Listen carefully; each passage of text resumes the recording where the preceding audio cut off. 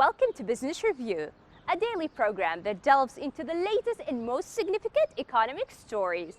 From stock markets to currency news, Business Review covers the most up-to-date developments in the global financial world.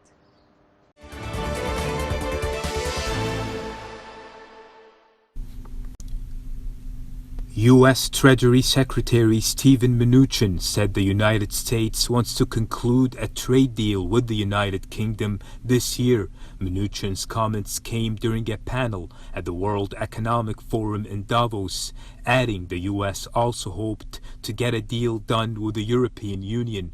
Also speaking during the session, the managing director of the International Monetary Fund, Kristalina Georgieva, reaffirmed that global growth would reach 3.3% in 2020 compared to 2.9% in 2019, which was the slowest pace since the financial crisis a decade ago.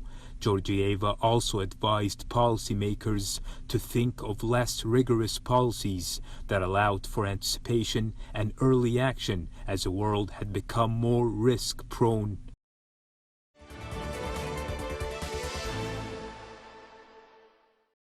Shanghai Disneyland closes as authorities try to fight the spread of the Wuhan virus, which has killed many people. China ramped up measures to contain a virus that has infected many people, suspending public transport in 10 cities, shutting temples over the Lunar New Year, and even closing the Forbidden City and part of the Great Wall. The week-long holiday to welcome in the Year of the Rat began, raising fears that the infection rate could accelerate as hundreds of millions of people travel to their homes and abroad. The risks also persuaded Shanghai Disneyland theme park to close until further notice. The theme park has a 1,000 daily capacity and sold out during last year's Lunar New Year holiday. The virus is expected to dent China's growth after months of economic worries over trade tensions with the US, unnerving foreign companies doing business there.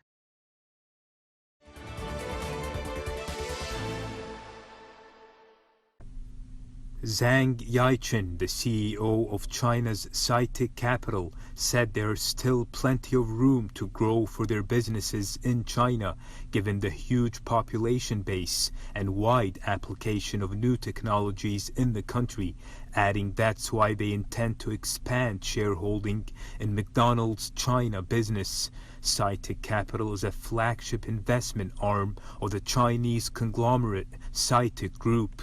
The chief executive also told CGTN that technology will spur up business growth. His company teamed up with Chinese tech giant Tencent over 2 years ago using their mini program. Later on, they started to have their own app, and by the end of 2019, a total of about 112 million members had been using their app, which gives them a unique angle in terms of marketing. It means they can offer more targeted marketing to the customer base, which will create amazing results.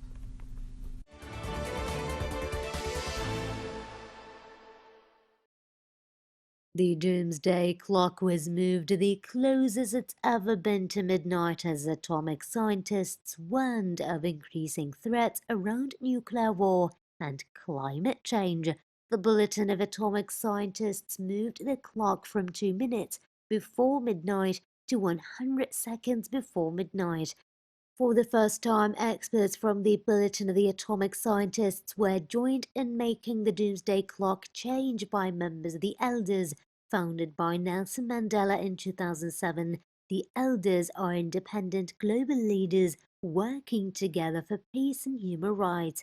Elders chair and former President of Ireland called on US President Donald Trump to work with the Russian President Vladimir Putin to extend the new Strategic Arms Reduction Treaty, which is set to expire in 2021. Deputy Chair Ban Ki-moon, the former US Secretary General, said that US leadership was necessary in the war on climate change. And former California Governor Jerry Brown, who also serves as the executive chair of the Bulletin of the Atomic Scientists, delivered impassioned remarks about complacency. Since the election of US President Donald Trump in 2016, the clock has closed in on midnight in successive 30-second moves in 2017 and 2018, in part because of escalating tensions with North Korea over its nuclear program.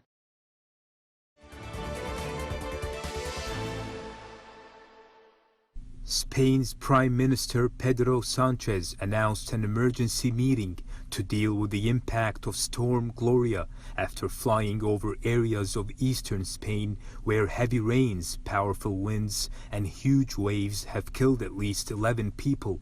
Residents were left grappling with the wreckage of days of battering, including collapsed bridges, damaged railway lines, and entire beaches wiped away by waves.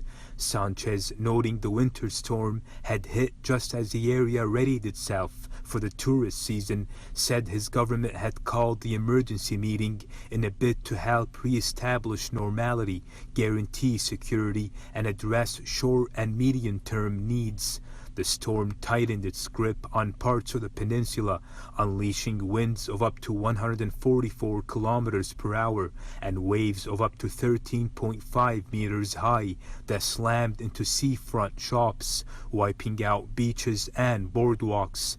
Asked about a separate incident during his visit, Sanchez said emergency services were still looking for a boat carrying 6 people that went missing in the Strait of Gibraltar.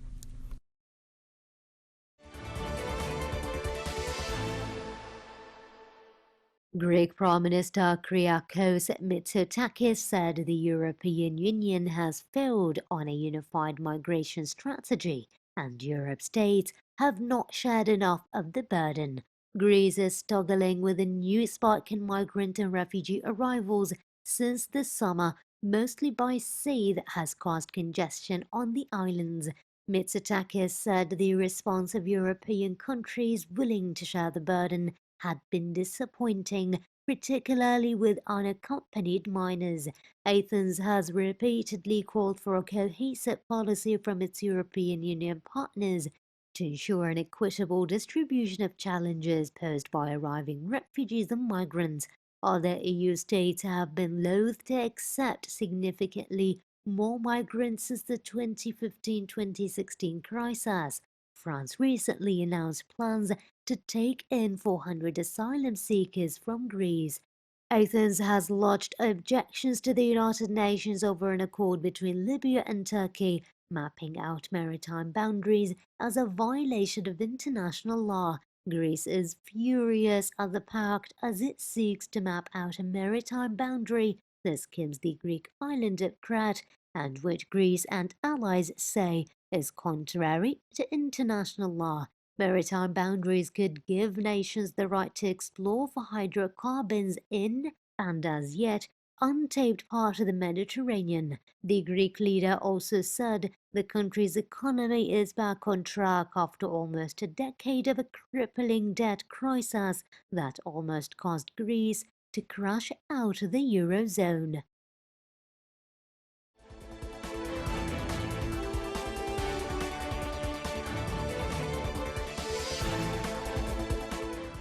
This has been Business Review, your daily source for the most critical stories in the economic world. Tune in next time for the latest financial news impacting the world economy.